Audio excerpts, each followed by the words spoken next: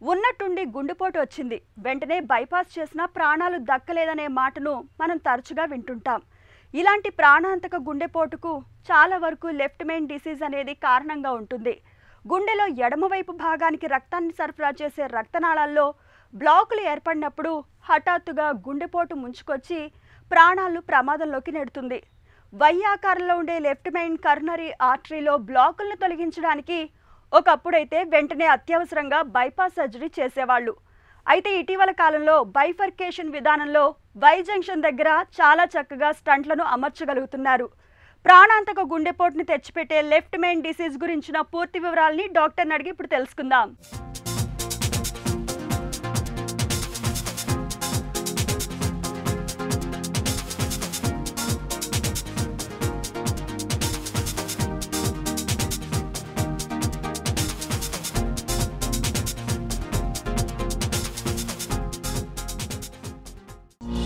Left main disease అంటే ఏంటి?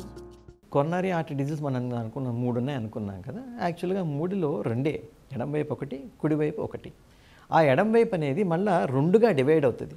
ఆ డివైడ్ అయ్యే ముందర పార్టీని లెఫ్ట్ మెయిన్ అంటాం. సపోజ్ మన బైపాస్ రోడ్ ఉందండి, బైపాస్ రోడ్ ఉంది, అక్కడి నుంచి కొంచెం డివిజన్స్ వస్తాయి, చిన్న రోడ్స్ వస్తాయి. ఇప్పుడు రాజమండ్రి అనుకోండి, వై జంక్షన్స్ చాలా ఉంటాయి.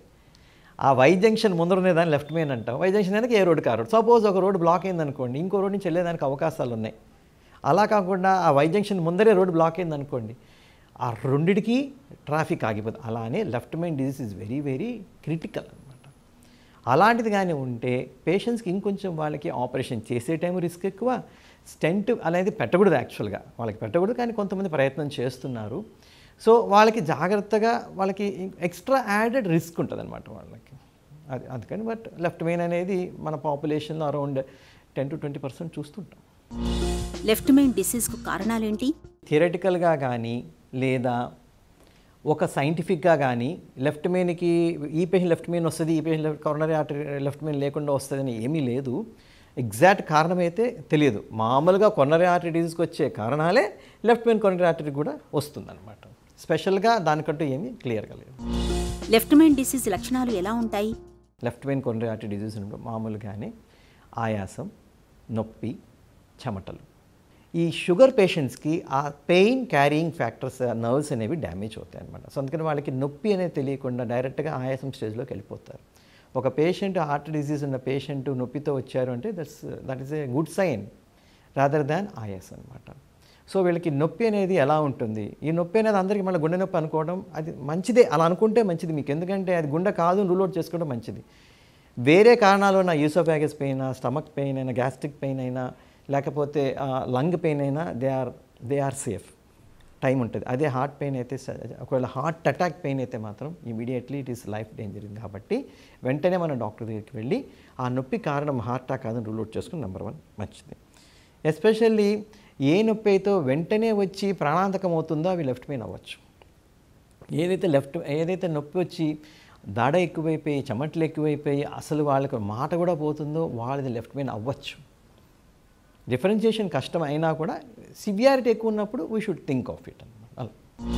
లెఫ్ట్ మెయిన్ డిసీజ్కి చికిత్స ఎలా ఉంటుంది? There are so many techniques ఉన్నాయి. ఇప్పుడు వాళ్ళు అదే చేస్తున్నారు, బైపాస్ ఆప్షన్ లేకుండా మందులు చేసేస్తున్నారు. ఇంకోరేమో అసలు బైపాస్ అవసరం లేదని, అవన్నీ కూడా అండి సైంటిఫికల్లీ ప్రూవెన్ చూడాలి. Angiogram is done by our cardiology colleagues which states whether there is coronary artery disease ఉందా లేదా అని తెలుస్తుంది, లెఫ్ట్ మెయిన్ ఉందా లేదా తెలుస్తుంది. అటువంటిది చేస్తే మీరు స్టెంటింగ్కైనా వెళ్ళాలా లేదా ఆపరేషన్కైనా వెళ్ళాలి. 3వ ఆప్షన్ ఏంటంటే మందులు. ఈ మందులు అనేది 2 రకాలుగా వాడతాం. ఎవరికైతే మైల్డ్ డిజీజ్ ఉందో వాళ్ళకి మందులు, ఎవరికైతే ఇంకా ఏమీ చేయలేము, స్టెంట్ పెట్టలేము, లేకపోతే సర్జరీ కూడా చేయలేము, ఎందుకు వాళ్ళకున్న కోమార్బిడిటీస్ వల్ల, అలాంటి వాళ్ళకి మందులు వాడచ్చు. ఈ సెక్టర్ కోసము కొన్ని థెరపీస్ వచ్చాయి. ఈ సెక్టర్ కోసం అవి లైఫ్ లాంగ్ ప్రొటెక్షన్ కాదు. అవి ఇప్పుడు క్యాన్సర్ ఉందనుకోండి, కీమోథెరపీ లేనప్పుడు, స్టేజ్ దాటిపోయినప్పుడు పాలియేటివ్ డ్రగ్స్ ఉంటాయి. అప్పుడు మనకు మేమిస్తామని అంటుంటారు అందరూ. They are not going to prevent or they not going to regress the disease. అలాగనే హార్ట్లో ఉన్న బ్లాక్ అనేది ఏ మందుల వల్ల తగ్గేది కాదు. ఒక్కటే ఏంటంటే ఇంత మనం అనుకున్నాం చూడండి, బైపాస్ ఫ్లైఓవర్ వేస్తాం, అలానే ఇంకేదైనా కొన్ని రూట్స్ ఓపెన్ అవుతాయేమో, they may give a temporary relief అనమాట. సో ఒకసారి ప్రాబ్లం ఉందంటే that has to be managed by either stenting or bypass surgery. Left main డిసీజ్కి కొత్తగా చికిత్సలు ఏమైనా వచ్చాయా? లెఫ్ట్ మెయిన్ అన్నా లెఫ్ట్ మెయిన్ కొరనరీ ఆర్టరీ అన్నా ఒకటే. ట్రీట్మెంట్ మాత్రం వాళ్ళు మాత్రము ఒక డాక్టర్ గారు చూసి వద్దండి మీకు ఆపరేషన్ చేస్తే ప్రస్తుతం మీకు మంచిది కాదు అని అంటే మీరు నో చెప్పాలి. కానీ మీకు కానీ left main coronary artery disease ఉంది అంటే వెంటనే you have to request the doctor, సరే సార్ మేము రిస్క్ ఒప్పుకుంటాము, మీరు ముందరికి వెళ్ళండి. వేరే దారి లేదు మనకు. There is no other go. ఉంది దారి. నేను కూడా చెప్తుంటాను, మాకు వద్దండి రిస్క్ అండి అంటే ఓకే, రిస్క్ ఎక్కువ ఉంటే మేమే చెప్తాం వద్దులేండి, మీరు ఆపరేషన్ వద్దులేండి, మందుల మీద వెళ్ళిపోండి. ఎందుకంటే మాకు అనిపిస్తే ఒకవేళ వాళ్ళకున్న కోమాబిడిటీస్ వల్ల కానీ డిజీజ్ ప్యాటర్న్ వల్ల కానీ, అలా లేదు డాక్టర్ గారు లేదండి మీరు ప్రయత్నం చేయండి, ఒక రిస్క్ తీసుకోండి అంటే మీరు తప్పకుండా డాక్టర్ గారు నమ్మి you should go ahead. Number 1. Number 2, అసలు ఏమీ చేయకుండా వదిలేయడం అంటే నిండుగా నూనె పోసి నిండుగా నెయ్యి పోసి ప్రమిదలో ఒక మంచి ఒత్తు పెట్టి దీపం వెలిగించి మనం దాని చుట్టూ ఏం ప్రొటెక్షన్ లేకుండా ఉంటే అది నెయ్యున్నా ఒత్తున్నా అది ఎంతకాలం ఉంటుందండి? అలా అన్నమాట మెడిసిన్స్ వాడటం అనేది. అది మనం జాగ్రత్తగా ఉండాలి. ఒక వైద్యుడి ద్వారా రోగానికి ఒక ట్రీట్మెంట్ ఇస్తున్నారు కాబట్టి మీరు వెళ్తున్న డాక్టర్ని మీరు అప్రోచ్ అయినప్పుడు ఆయన నమ్మండి. మళ్ళీ క్రాస్ చెక్ చేసుకోవద్దు. వాళ్ళని అడుగుతాం వీళ్ళు సెకండ్ థర్డ్ ఒపీనియన్స్ ఏమీ తీసుకోవద్దు. నమ్మండి.